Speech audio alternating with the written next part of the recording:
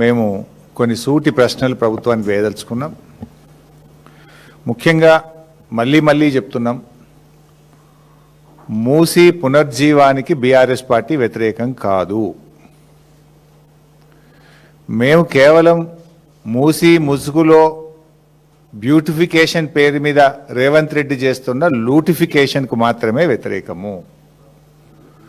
మూసీ పేరిట లక్షలాది మంది ప్రజల రోడ్డు మీద వేయడానికి మేము వ్యతిరేకము.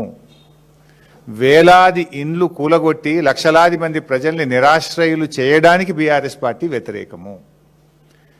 బీఆర్ఎస్ పార్టీయే, మా ప్రభుత్వం, మా నాయకుడు కేసీఆర్ గారు, కేటీఆర్ గారు ఆ రోజు మూసీ బ్యూటిఫికేషన్కు మేము శ్రీకారం చుట్టాం. ఒక్క ఇల్లు కూల్చకుండా, మూసీలోకి మురికి నీరు రాకుండా మేము ప్రణాళికలు రచించాం. దాదాపు 4,000 కోట్లు ఖర్చు పెట్టి 32 ఎస్టీపీలు కట్టింది బీఆర్ఎస్. కాళేశ్వరం ప్రాజెక్టు ద్వారా గోదావరి నీళ్లను తెచ్చి మూసీలో వేసి ఆ మూసీని శుద్ధి చేయాలని ప్రణాళికలు రచించింది బీఆర్ఎస్. సో మీరు దాన్ని కొనసాగించండి. కానీ ఈరోజు రేవంత్ రెడ్డి గారి ప్రభుత్వం మూసీ ముసుగులో రియల్ ఎస్టేట్ వ్యాపారం చేయడాన్ని, మూసీ ముసుగులో పేదల ఇండ్లు కూల్చడాన్ని, మూసీ ముసుగులో లూటిఫికేషన్ను మాత్రమే బీఆర్ఎస్ వ్యతిరేకిస్తుంది. We are not against Musi rejuvenation. Again and again we are clarifying. Now coming to the point. ఇలా ముఖ్యమంత్రి గారిది ఎట్లయిపోయిందంటే పరిస్థితి ఒక తుగ్లక్ పాలన లాగా ఉంది రేవంత్ రెడ్డి పాలన. ఒకసారి మూసీ సుందరీకరణ అంటాడు, ఒకసారి మూసీ ప్రక్షాళన అంటాడు, ఇంకొకసారి మూసీ పునర్జీవము అంటాడు. అసలు ఏంది నువ్వు చేస్తుంది? ప్రక్షాళననా, సుందరీకరణనా, పునర్జీవమా? ఏది? పూటకో మాట చెప్తూ ఇలా పేదల ఇల్లు కూల్చే హక్కు నీకు లేదు. బేసికల్లీ మూసీని మీరు ఏం చేయదలుచుకున్నారు? ఎకలాజికల్ ప్యూరిఫికేషనా, యాస్థెటిక్ బ్యూటిఫికేషనా? ఎకలాజికల్ ప్యూరిఫికేషన్కు బీఆర్ఎస్ ప్రభుత్వం శ్రీకారం చుట్టింది. దాన్ని మీరు కొనసాగిస్తే సంపూర్ణమైన మద్దతు ఇస్తాం. మూసీలో మురికి నీరు ప్రవహించద్దు, మూసీ దిగువన ఉండేటువంటి రైతాంగానికి స్వచ్ఛమైన నీరు వెళ్ళాలి, దానికి మేము అనుకూలం, అది మీరు చెయ్యండి. కానీ యాస్థెటిక్ బ్యూటిఫికేషన్ ముసుగులో రియల్ ఎస్టేట్ వ్యాపారాన్ని మాత్రమే మేము వ్యతిరేకిస్తున్నాం. So government has to clarify, మీరు ఎకలాజికల్ ప్యూరిఫికేషన్ చేస్తారా, యాస్థెటిక్ బ్యూటిఫికేషన్ ముసుగులో పేదల ఇల్లు కూలుస్తారా? This is our straight question. Musi మీద చిత్తశుద్ధి ఉంటే మొట్టమొదలే పేదల ఇళ్ళ మీద పడతారా? ఇప్పుడు వికారాబాద్ నుంచి మొదలుకుంటే దాదాపు 100 కిలోమీటర్లు అనేక పరిశ్రమలు, గ్రామాలు, పట్టణాలు, వాళ్ళంతా కాలుష్యం దాంట్లోకి వస్తుంది. First you have to arrest that. అది ఆపకుండా మూసీ బ్యూటిఫికేషన్ ఎట్లయితుంది, ప్యూరిఫికేషన్ ఎట్లయితుంది? వికారాబాద్ నుంచి స్టార్ట్ చేయండి మీరు. అసలు ఆ వికారాబాద్ దగ్గర ఎస్టీపీ పనిచేస్తలేదు నీ గవర్నమెంట్ వచ్చినప్పటి నుంచి. వికారాబాద్ మురికంతా ఇళ్ళకే కలుస్తుంది. అసలు దాన్ని పట్టించుకోకుండా ఎంతసేపు పేదల ఇండ్లు కూలుస్తా, పేదల భూములు నేను ఆక్రమణ చేస్తా, ఎక్వైర్ చేస్తా. ఎందుకు పేదలంట పడ్డావు? ఒకవైపేమో ఖజానా లేదంటావు, డబ్బులు లేవంటావు, రైతులకు రైతు బంధు ఇవ్వంటే డబ్బులు లేవంటావు, విద్యార్థులకు ఫీజు రియంబర్స్మెంట్ ఇవ్వంటే డబ్బులు లేవంటావు, రిటైర్డ్ ఉద్యోగులకు పెన్షన్ బెనిఫిట్లు ఇవ్వండి అంటే డబ్బులు లేవంటావు. కానీ 1,50,000 కోట్లతోని మూసీ సుందరీకరణకు మరి డబ్బులు ఎక్కడి నుంచి వచ్చినాయి? అంటే నీకు రైతులంటే నీకు మనసు రాదు, రిటైర్డ్ ఉద్యోగులంటే నీకు మనసు రాదు, ఎస్సీ ఎస్టీ బీసీ విద్యార్థుల స్కాలర్షిప్ ఫీజు రియంబర్స్మెంట్ డబ్బులు ఇవ్వమంటే నీకు మనసు రాదు. ఎందుకంటే ఇక్కడ కమిషన్లు రావు. ఈ 1,50,000 కోట్ల రూపాయలతోని నీ కమిషన్లు, నువ్వు రియల్ ఎస్టేట్ రూపంలో నీ లూటిఫికేషన్ ఇక్కడ వస్తుంది కనుక దీని ఎంటబడ్డవు. నువ్వు నీ ప్రాధాన్యతలు రైతులు కాదు, నీ ప్రాధాన్యతలు విద్యార్థులు కాదు, నీ ప్రాధాన్యతల్లో ఉద్యోగులు, రిటైర్డ్ ఉద్యోగులు లేరు.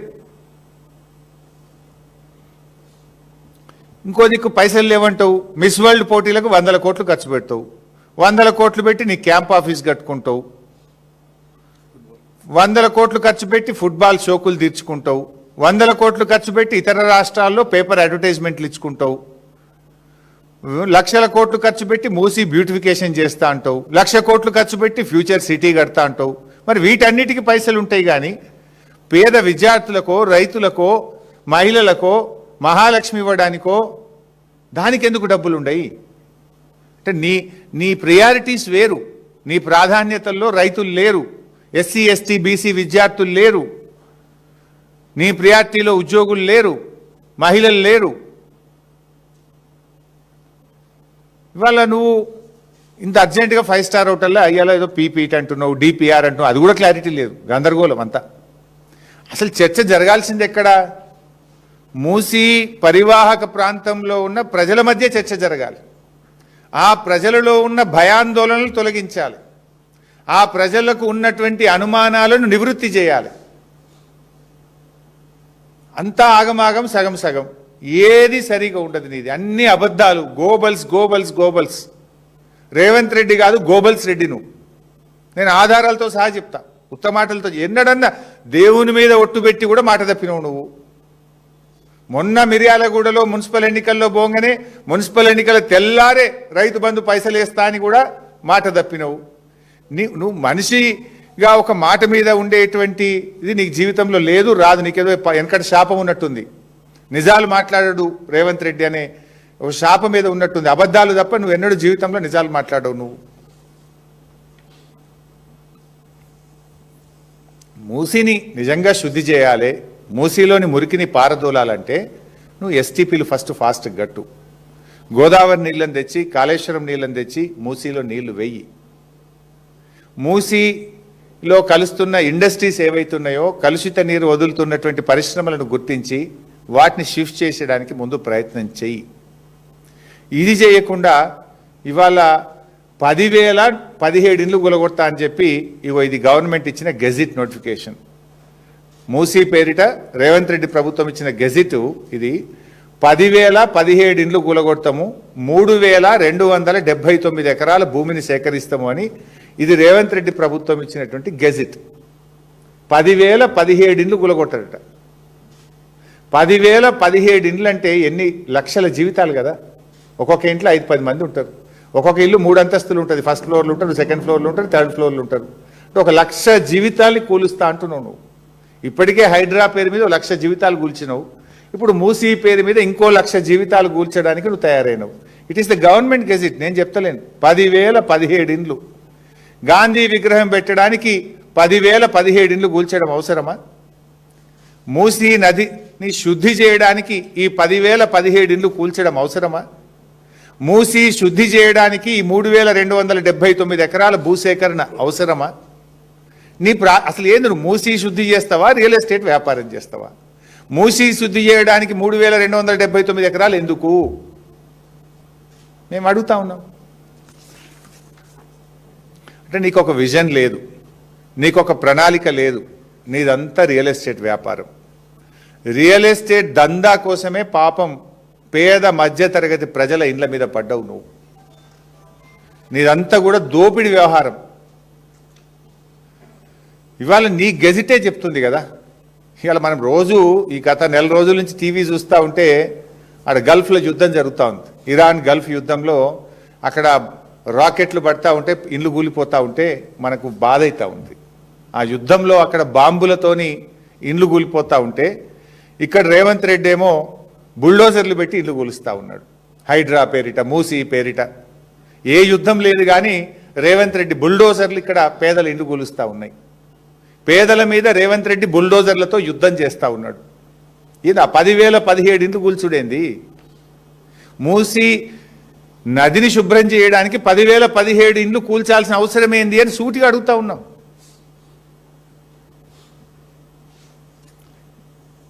రాహుల్ గాంధీ గారేమో బుల్డోజర్ రాజుకు వ్యతిరేకమని దేశమంతా తిరిగి చెప్తాడు.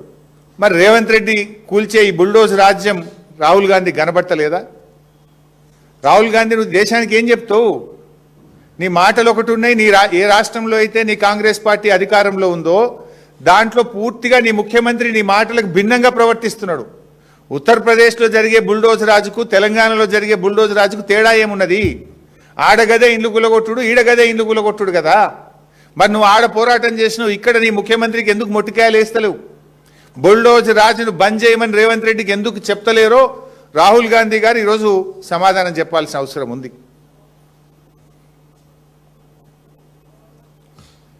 ఇవాళ ఇంకా చాలా విషయాలు కూడా ఉన్నాయి. బట్ నేను కొన్ని ఇలా డాక్యుమెంట్స్ కూడా ప్రజల ముందు పెట్టదలుచుకున్నా. సూటిగా స్ట్రైట్ క్వశ్చన్స్ రేవంత్ రెడ్డి ప్రభుత్వానికి ఒక 8 ప్రశ్నలే అడుగుతాను, ఎక్కువ కూడా అడగదలుచుకోలేదు. చాలా ఉన్నాయి కానీ డీటెయిల్గా మళ్ళీ అసెంబ్లీలో మాట్లాడతాం. I have a straight 8 questions. ఇవాళ ముఖ్యమంత్రి మరేదో ప్రజెంటేషన్ ఇస్తున్నాడు, దాని సంగతి ఏందో చెప్పాలి.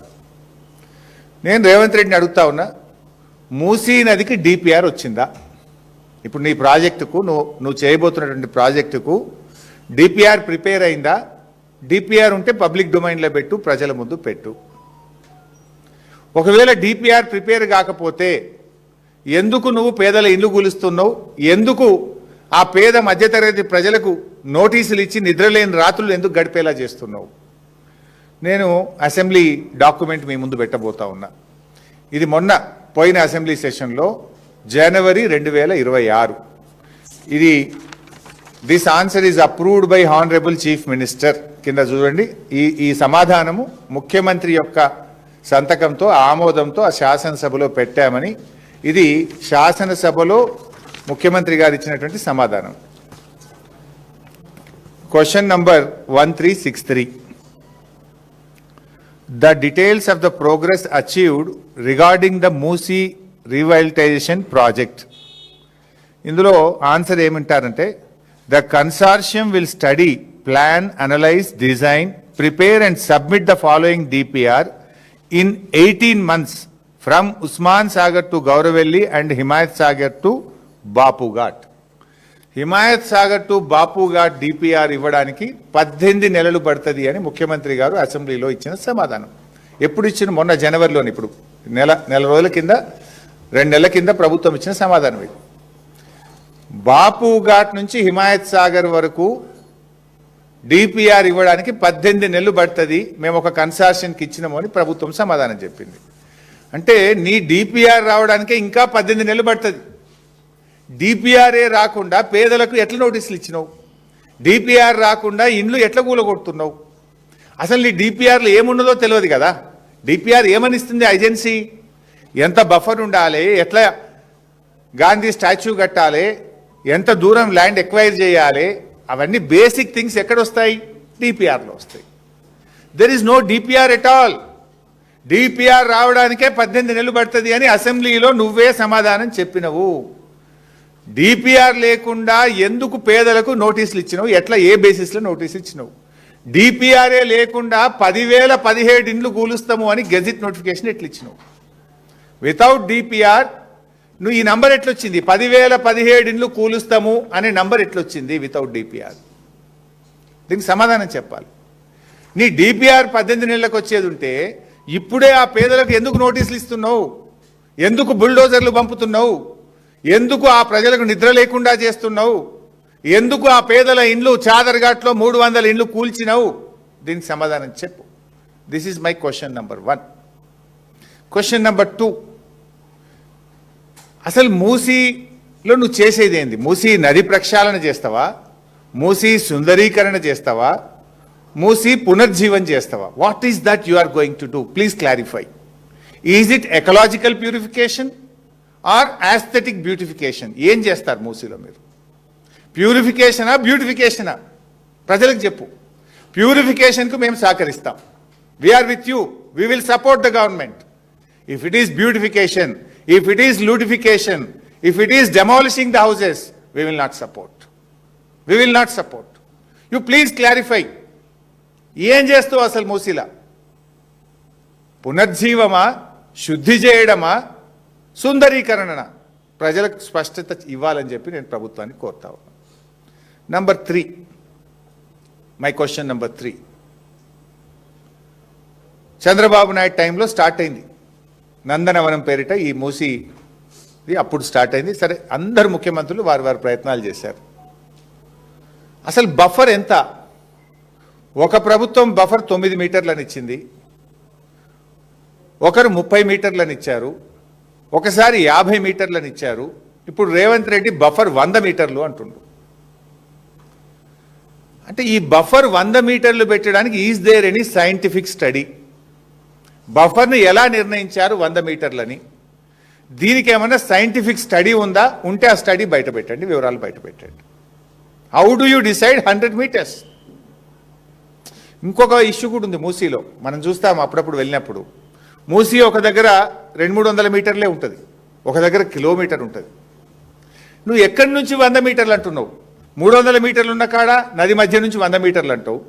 మూసీ ఎరోడై అంటే ఏమైందంటే నది ప్రవహించి కొన్ని చోట్ల ఆ పక్కనుండే సాయిల్స్ ఎరోడైపోయి అది కిలోమీటర్ అయింది. మరి కిలోమీటర్ ఉన్న దగ్గర కూడా బండు నుంచి 100 మీటర్లు అంటవా? 300 మీటర్లు ఉన్న దగ్గర కూడా బండు నుంచి 100 మీటర్లు అంటవా? అసలు ఆ 100 మీటర్లు ఎట్లా డిసైడ్ చేస్తావు? ఎక్కడి నుంచి డిసైడ్ చేస్తావు? ఫస్ట్ ఆఫ్ ఆల్ అసలు 9 మీటర్ల నుంచి 100 మీటర్లకు పెంచడానికి what is the scientific study? Analysis ఏందో చెప్పు, బేసిస్ ఏందో చెప్పు. అండ్ అది ఎలా కొలుస్తావు? మూసీ ఒక దగ్గర 300 ఉంది, ఒక దగ్గర కిలోమీటర్ ఉంది. How do you take that 100 metres? 300 అనే బేసిస్ తీసుకొని పోతే చాలా చోట్ల ఇండ్లు బచాయించిపోతాయి. మరి ఒక చోట కిలోమీటర్ ఉంది, కిలోమీటర్ ఉన్న దగ్గర కూడా ఆ బార్డర్ నుంచి 100 మీటర్లు డిసైడ్ చేస్తావా? How do you decide? Please clarify. This is number 3. Number 4, ఈ మూసీకి సంబంధించిన ఏదైనా ఒక నదిని మనము చేయాలనుకుంటే, ఒక ప్రాజెక్టు నిర్మించాలనుకుంటే ఒక 100 సంవత్సరాల డేటా తీసుకొని అనాలిసిస్ తీసుకొని చేస్తూ ఉంటాం. మరి మూసీకి సంబంధించి గత 100 సంవత్సరాల్లో హైడ్రోలాజికల్ స్టడీస్ కానీ ఫ్లడ్ వాటర్ స్టడీస్ కానీ ఏమన్నా చేశారా? చేస్తే ఆ వివరాలు ప్రజల ముందు పెట్టండి. ఎందుకంటే ఒక నదిని మనం పునర్జీవం చేయాలంటే దాని ఫ్లడ్ ఎంత, దాని 100 సంవత్సరాల్లో హైయెస్ట్ ఫ్లడ్ ఎప్పుడు వచ్చింది, లోయెస్ట్ ఫ్లడ్ ఎప్పుడు వచ్చింది, ఫ్లడ్ను ఎట్లా మనం కంట్రోల్ చేయాలి అనడానికి ఏమైనా స్టడీస్ ఉన్నాయా?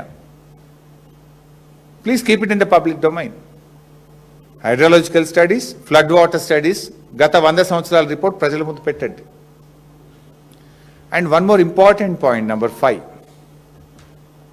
అంటే ఈ ముఖ్యమంత్రిని నమ్మలేం. ఇందాకన్నా చూసారా, ఈయనకేదో శాపం ఉన్నట్టుంది, నిజాలు చెప్పడు. పూర్వజన్మలో ఏదో శాపం ఉన్నట్టుంది రేవంత్ రెడ్డికి. అబద్ధాలు తప్ప ఆయనకు నిజాలు చెప్పడం రాదు అని నేను ఉత్తగా అనట్లేదు. I will show another 2 documents now. Point number 5, శాసనసభలో ముఖ్యమంత్రి గారు ADB లోను మూసీ ప్రాజెక్టుకు శాంక్షన్ అయింది అని చెప్పిండ్రు. అది చదివి వినిపిస్తా. ఫస్ట్ ఆఫ్ ఆల్ పారాగ్రాఫ్ 3లో, ఇది జనవరిలో 1363 క్వశ్చన్ నంబరు, ముఖ్యమంత్రి రేవంత్ రెడ్డి ఇచ్చిన సమాధానం. The project divided into 5 zones, Zone 1, 2, 3, 4, 5. Musi River Development Corporation Limited is taking up Zone 1 reach for 21 kilometers, Usman Sagar and Himayat Sagar to Bapu Ghat. Out of 55 kilometers under phase 1, the Asian Development Bank has agreed for funding rupees 4,100 crores. Asian development bank 4,100 కోట్ల రూపాయలు ఇవ్వడానికి ఒప్పుకున్నది అని స్వయంగా ముఖ్యమంత్రి గారు ఇది శాసనసభలో చెప్పినటువంటి సమాధానం. ఇగో ఇది ADB లెటర్లు. These are the 3 Asian development bank లెటర్లు.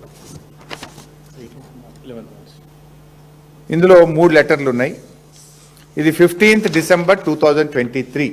ఏషియన్ డెవలప్మెంట్ బ్యాంక్ ఏం చెప్పిందంటే, ఇంకా DPR రాలేదు, ఇంకా మేము అనాలిసిస్ చేస్తాము, మా రూల్స్ మా పద్ధతులు అన్నీ పాటిస్తేనే లోన్ శాంక్షన్ చేస్తాము అని 15 December 2025 చెప్పిండ్రు. తర్వాత ఇక్కడ మూసీ బాధితులందరూ కలిసి ఏషియన్ డెవలప్మెంట్ బ్యాంక్తో మీటింగ్ పెట్టుకుంటే, ఇది జనవరి 23 minutes of the meeting of Asian development bank. ఇందులో no ADB financing approved and no DPR submitted by Musi river development corporation limited.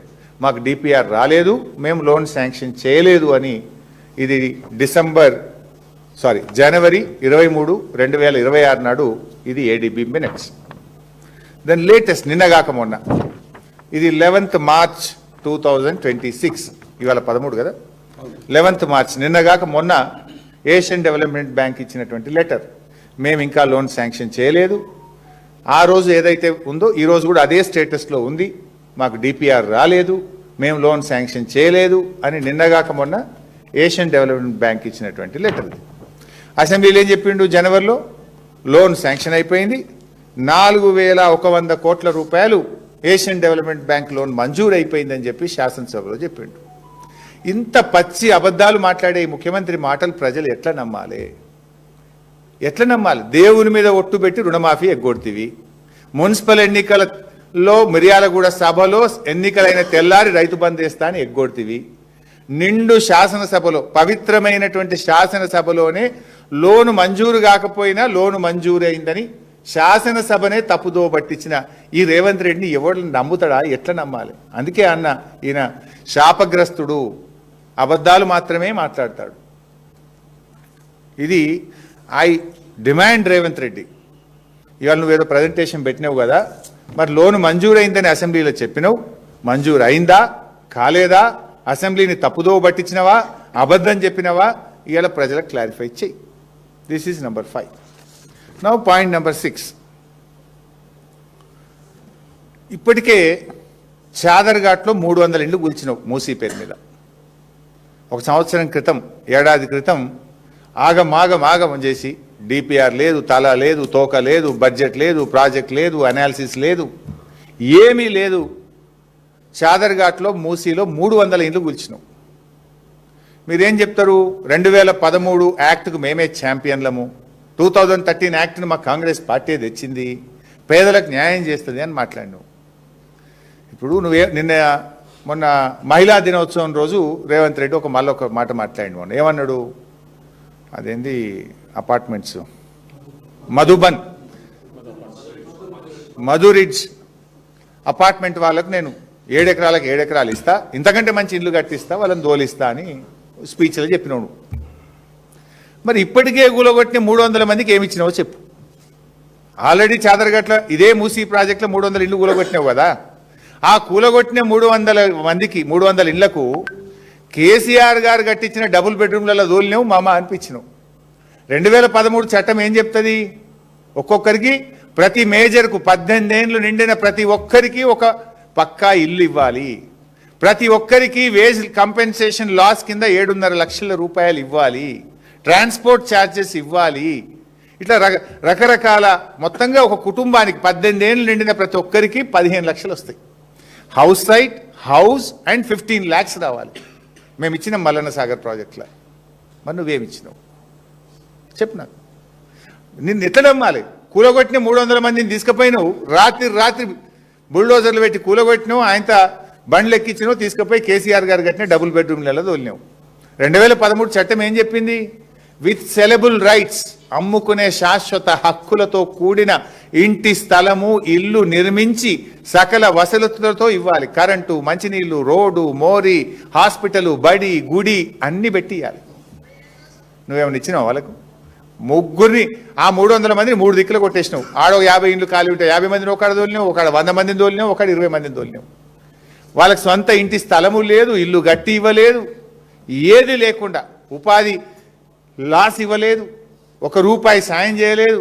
300 మంది బతుకులు ఆగం చేసి పారేసినావు, బెదిరించినావు, భయభ్రాంతులను పెట్టి, పోలీసులను పెట్టి 300 కుటుంబాలను ఆగం చేసినావు ఇదే మూసీ ప్రాజెక్టులో. నువ్వు ఆ మొదలు ఏడాది కింద కూలగొట్టిన 300 మందికే నువ్వు ఈ రోజుకి ఏం చేయలేదు కదా. నువ్వు రేపు చేస్తావని ఎట్లా నమ్మాలి? నీ మాట మీద అసలు ఒక్కటన్నా నిజం మాట్లాడితే కదా. How should we believe you? నిన్ను ఏ రకంగా నమ్మాలి? అంటే రేవంత్ రెడ్డి పచ్చి అబద్ధాలు మాట్లాడతాడు. రేవంత్ రెడ్డి గారు పచ్చి అబద్ధాలు మాట్లాడతాడు. ఎందుకు ఈ మాట చెప్తున్నా అంటే, నువ్వు ఇప్పుడు మ్యాన్ బ్రిడ్జా మధు రిడ్జ్ అపార్ట్మెంట్స్ వారికి నువ్వు ఇస్తా అన్నావు. మరి కూలగొట్టే 300 మందికి వేయలే కదా, నువ్వు రేపు వాళ్ళకి ఇస్తావని గ్యారంటీ ఏంది? ఈ 17 ఇండ్లను ఏం చేస్తావు కదా. నువ్వు ఎన్నడన్నా ఒక మాట మీద నిలబట్టే కదా నీ జీవితంలో. ముఖ్యమంత్రిగా 2 ఏళ్ళు 3 నెలలు పూర్తి చేసుకున్న నువ్వు ఏ రోజన్నా ఏ ఒక్క మాట మీద నిలబట్టే కదా నేను నమ్మేది. మాట తప్పని మనిషిగా కేసీఆర్ పేరు తెచ్చుకుంటే, మాట తప్పడమే నా నైజంగా రేవంత్ రెడ్డి పేరు తెచ్చుకున్నాడు. సో ఆ 300 మందికి నువ్వు ఏం చేసినావో చెప్పు. ఫస్ట్ ఆఫ్ ఆల్ ఆ 300 మందికి 2013 చట్టం అమలు చేసినవా? పాత ఇంటికి కంపెన్సేషన్ ఇచ్చినవా? కొత్త ఇల్లు సెలబుల్ రైట్స్తో అందించినవా? వేజ్ లాస్ కింద రావాల్సిన డబ్బు ఇచ్చినవా? 18 సంవత్సరాలు నిండిన ప్రతి ఒక్కరికి న్యాయం జరిగిందా? You answer the question. నువ్వు ఆ కూలగొట్టిన 300 మందికే ఇప్పుడు రోడ్డు మీద పడేసినావు. ఏడాదైనా అతి గతి లేదు, దిక్కు లేదు. రేపు కూలగొట్టే 10,000 ఇండ్లని ఏం చేస్తావో అని ఆ ప్రజలు భయపడడంలో, ఆందోళన చెందడంలో న్యాయమే కదా. నిన్ను ఎట్లా నమ్మాలి నీ మాటల్ని? You answer this today. ఇది పాయింట్ నెంబర్ 6. నా పాయింట్ నెంబర్ 7. ఇప్పుడు మధురిడ్జ్ అపార్ట్మెంట్ వాళ్లకు నువ్వు 7 ఎకరాలకు 7 ఎకరాలు ఇస్తా, ఇంతకంటే మంచి ఇల్లు కట్టిస్తా అని చెప్పినావు. మొన్న ఉమెన్స్ డే రోజు మాట్లాడినావు ఉపన్యాసంలో. అది అని నిజమెంత అనేది తర్వాత సంగతి. బట్ మై క్వశ్చన్ ఈజ్, ఇప్పుడు మధురిడ్జ్ ఒకటే కాదు కదా, నువ్వు ఇక్కడ 10,017 ఇండ్లు కూలుస్తా అని చెప్పి నువ్వే గెజిట్ ఇచ్చినావు. ఇట్లా 46 కాలనీలు ఉన్నాయి. ఆ మూసి వెంట నువ్వు నోటీస్ ఇచ్చినవి, నువ్వు మార్కింగ్ ఇచ్చినవి 46 కాలనీలు ఉన్నాయి. మరి 46 కాలనీలకు కూడా అదే పద్ధతిలో స్థలం కేటాయిస్తావా? ఉన్న ఇల్లును ఉన్నది ఉన్నట్టుగా కట్టిస్తావా? కట్టిస్తే ఎక్కడ కట్టిస్తావు? ఈ మధ్య ఈయన కొత్తది నేర్చుకున్నాడు. ఎవడు పోయినా ఫ్యూచర్ సిటీ జాబ్ అంటుండు. మన జర్నలిస్టులు పోయినట్టు ఇళ్ల స్థలాలు ఇవ్వని ఫ్యూచర్ సిటీలు ఇస్తప్పండి. అదేదో కేసీఆర్ గారు మొత్తం ఫార్మా సిటీ కోసం 13,000 ఎకరాలు సేకరించి పెడితే ఎవడు పోయినా ఇక సినిమా వాళ్ళు పోతే ఫ్యూచర్ సిటీ పో, స్పోర్ట్స్ వాళ్ళు పోతే ఫ్యూచర్ సిటీ పో, ఎడ్యుకేషన్ ఏదో యూనివర్సిటీ పెడతామంటే ఫ్యూచర్ సిటీ జావ్, జర్నలిస్టులకు ఇళ్ల స్థలాలు ఫ్యూచర్ సిటీ జావ్. ఇప్పుడు వీళ్ళని కూడా ఫ్యూచర్ సిటీ జావ్ అంటావా? ఎమ్మెల్యేలు కూడా అని ఇస్తానట. మొన్న ఎవరు ఎమ్మెల్యేలు పోతే ఫ్యూచర్ సిటీలు ఇత్తపోండి అన్నట. అదేదో అప్పనంగా వచ్చినట్టు. మేము 5 ఏళ్ళు కష్టపడి ఫార్మా సిటీ వచ్చి ఓ 10 లక్షల మందికి ఉద్యోగాలు దొరకాలి, హైదరాబాద్లో కాలుష్యం తగ్గాలని ఎంతో విజన్తో కేసీఆర్ గారు ఆ రోజు ఆలోచన చేస్తే దాన్ని ఒక రియల్ ఎస్టేట్ అడ్డాగా మార్చి పడేసినావు. సో మై క్వశ్చన్ ఇక్కడ క్వశ్చన్ నెంబర్ 7, నువ్వు వీళ్ళకి ఎక్కడ ఒక మధురిడ్జ్కే ఇస్తావా? ఆ 46 కాలనీలకు ఇస్తావా? ఒక మధురిడ్జ్ అపార్ట్మెంట్కే ఇస్తావా? ఈ 10,017 ఇండ్లు ఏదైతే కూలుస్తా అని తెలంగాణ ప్రభుత్వం రేవంత్ రెడ్డి గెజిట్ ఇచ్చిండో ఆ 10,017 మందికి కూడా ఇళ్ల స్థలాలు ఇచ్చి అదే పద్ధతిలో ఇల్లు కట్టిస్తావా? కట్టిస్తే ఎక్కడ కట్టిస్తావో కూడా చెప్పాలి. ఎందుకంటే చాలామంది అక్కడ పేదవాళ్ళు ఉంటారు. 1 కిలోమీటర్ రేడియస్లో 2 కిలోమీటర్ల రేడియస్లో పనికి పోతుంటారు. నువ్వెక్కడో 30 కిలోమీటర్ల అవతల తీసుకుపోయి ఇల్లు కట్టిస్తా అంటే ఇక్కడ ఉండే వాల్యూ ఏంది, అక్కడ ఉండే వాల్యూ ఏంది? నెంబర్ 1. నెంబర్ 2, ఉపాధి లైవ్లీవుడ్ ఎఫెక్ట్ అయింది కదా. ఒక ఆయన ఆటో నడుపుతాడు, ఒక ఆయన స్కూల్లో చదువు చెప్పుకుంటాడు, ఒక ఆమె ఇంట్లో పోయి పని చేసుకుంటుంది, ఒకళ్ళు దుకాణంలో పని చేస్తారు, ఒకరికి బార్బర్ షాప్ ఉంటుంది, ఒకరికి ఇస్త్రీ దుకాణం ఉంటుంది. మరి వాళ్ళు నువ్వు ఎక్కడనో ఇస్తే వాళ్ళు ఎట్లా బతకాలి? మరి ఆ పక్కన ల్యాండ్స్ ఉన్నాయి, అవన్నీ అమ్ముకదొబ్బే ప్లాన్లు ఉన్నావు. ఇప్పుడు ఆల్రెడీ ఉస్మాన్ నగర్లో 100 ఎకరాలు యాక్షన్ పెట్టినావు. ఆ పక్కనే ఇప్పుడు మిగతా ల్యాండ్లన్నీ ఇప్పుడు యాక్షన్ పెట్టినావు. మరి వీళ్ళకు అక్కడ ఇస్తావా? ఎక్కడిస్తావు? ఒక మధు రిడ్జ్కే ఇస్తావా? 46 కాలనీలకు ఇస్తావా? ఈ 10,017 మందికి కూడా ఇస్తావా? ఇస్తే ఎక్కడిస్తావు? మొత్తం కట్టించిన తర్వాతనే వీళ్ళని షిఫ్ట్ చేస్తావా? అప్పటిదాకా వీళ్ళు ఇప్పుడే గూలగొడతావా? ఇల్లు కట్టి ఇళ్ళకి దోలినాక ఇది గూలగొడతావా? ముందే గూలగొడతావా? ముందే గూలగొడితే మరి వీళ్ళు ఎక్కడ ఉండాలి? ఆ కిరాయి ఎవరు కడతారు? వీటన్నిటికీ సమాధానాలు చెప్పాలి కదా. ఇది నేను అడుగుతలేను, ప్రజల్లో ఉన్న ఆందోళన. నిన్న ఉదయం నా దగ్గరికి ఒక 100 మంది వచ్చిండ్రు. దాదాపు 3 గంటలు నేను విన్నాను. ఆ వీడియో కూడా రిలీజ్ చేస్తా. 3 గంటలు ఆ 100 మంది మూసీ బాధితులు నా ఇంటికి వచ్చి దాదాపు గంటన్నర సేపు వాళ్ళ బాధంతా చెప్తే నేను పెన్ను పెట్టి రాసుకున్నా. ఇవి వాళ్ళ హృదయాల్లో నుంచి వచ్చిన మాటలు, వాళ్ళ ఆవేదనలో వచ్చినటువంటి మాటలు. వారి పక్షాన్ని నేను అడుగుతా ఉన్నా. This is not my voice, this is people's voice. Sir మరి ముందు గులగొడితే మేము ఎక్కడ ఉండాలి? కిరాయి ఇస్తాడా? ఏడ కిరాయికి ఉండాలి? కట్టించినాక గులగొడతాడా? మరి ఒక మధురిడ్జికే కడతాడా? మాకు కూడా కడతాడా? ఎవరికి కడతాడు? ఎట్లా కడతాడు? ఎక్కడ కడతాడు? ఎప్పుడు కడతాడు? డిపిఆర్ఏ రాలేదు, 18 నెలలకు డిపిఆర్ వస్తుంది. These are the questions from the Musi బాధితులు. దీనికి ఆన్సర్ చేయి. This is question number 7. Now the last question number 8. ఇప్పుడు మూసీలో ఇమ్లిబన్ బస్ స్టాండ్ మూసీలనే కట్టిండ్రు, మెట్రో రైల్వే స్టేషన్ మూసీలనే కట్టిండ్రు. ఎస్టీపీలు అనేక ఎస్టీపీలు మూసీ శుద్ధి చేసి స్వచ్ఛమైన నీళ్లు మూసీలో వదిలే ఎస్టీపీలు కూడా మూసీలోనే ఉన్నాయి. అనేక దేవాలయాలు ఉన్నాయి, చర్చిలు ఉన్నాయి, మసీదులు ఉన్నాయి, ప్రభుత్వ ఆస్తులు ఉన్నాయి. మరి అవన్నీ కూడా గులగొడతావా? క్లారిఫై చేయి ప్లీజ్, క్లారిఫై. ఏమేమి గులగొడతావు? Imlibun bus stand, metro railway station, ఎస్టీపీలు, దేవాలయాలు, చర్చిలు, మసీదులు ఇవన్నీ కూడా కూలగొడతావా? Please clarify. ఏంది నీ స్టాండ్ ఏందో క్లారిఫై చేయి. ఇవి 8 సూటి ప్రశ్నలు మేము ప్రభుత్వానికి చెప్తా ఉన్నాం. అంతేకాకుండా అసెంబ్లీని తప్పుదో పట్టించినందుకు లోన్ శాంక్షన్ కాకపోయినా లోన్ శాంక్షన్ అయిందని చెప్పడం, డిపిఆర్ ఇంకా 18 నెలలకు వస్తుంది. ఈ అసెంబ్లీని తప్పుదో పట్టిస్తూ అబద్ధాలు చెప్పినందుకు అసెంబ్లీలో ముఖ్యమంత్రి గారి మీద ప్రివిలేజ్ మోషన్ కూడా బుక్ చేస్తాం. ఇది కాకుండా ఈ మూసీ బాధితులు ఎవరైతే మూసీ జన్ ఆందోళన్ అనే ఆర్గనైజేషన్ నా దగ్గరికి వచ్చింది నిన్న ఉదయం. సరే ఇంటెలిజెన్స్ వాళ్ళు చెప్పినరో ఏమైందో పొద్దుగాల నా దగ్గరికి వచ్చిండ్రు.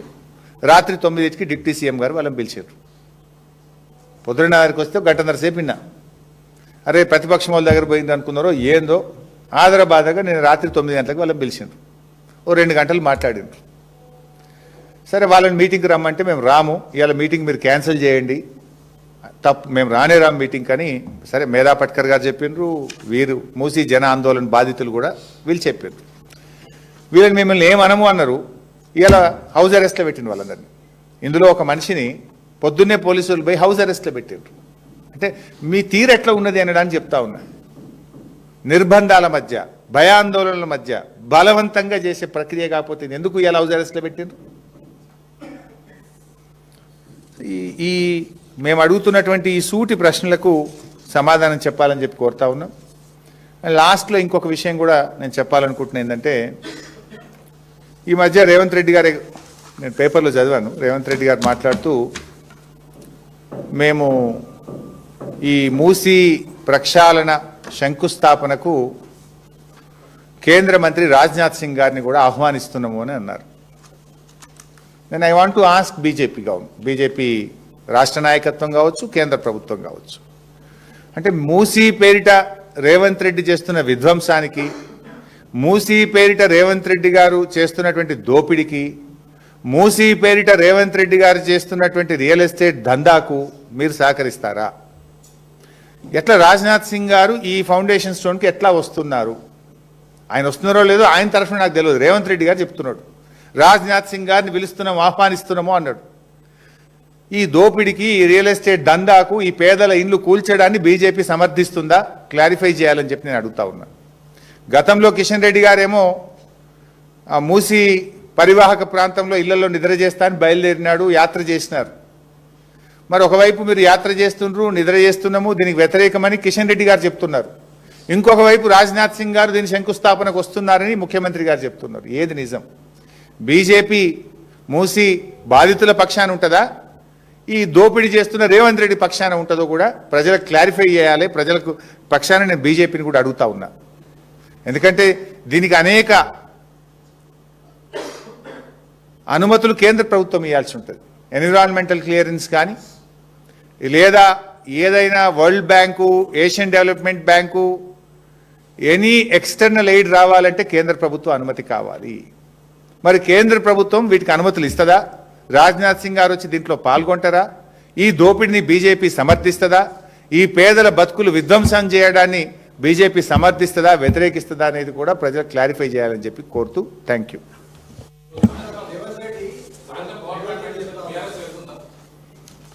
బీఆర్ఎస్ పక్షాన ఏం అడగాలో ఆ బాధితుల పక్షాన, బీఆర్ఎస్ పక్షాన మేము ఇప్పుడు అడిగాం. అసెంబ్లీలో మిగతా విషయాలు అడుగుతాం. మిత్రమా, ఇందాక నేను నా స్టార్టింగ్ లైన్ దయచేసి మీరు చూపించాలి, అదే సమస్య అవుతుంది. ఫస్ట్ నేనేం చెప్పినా, మేము మూసీ రిజర్వేషన్కు అనుకూలము, నది ప్రక్షాళనకు మేము అనుకూలము. ఇప్పుడు ఒకసారి మూసీ సుందరీకరణ అన్నావు, ఒకసారి మూసీ పునర్జీవము అన్నావు. ఇట్లా నువ్వు పూటకో మాట చెప్తున్నావు.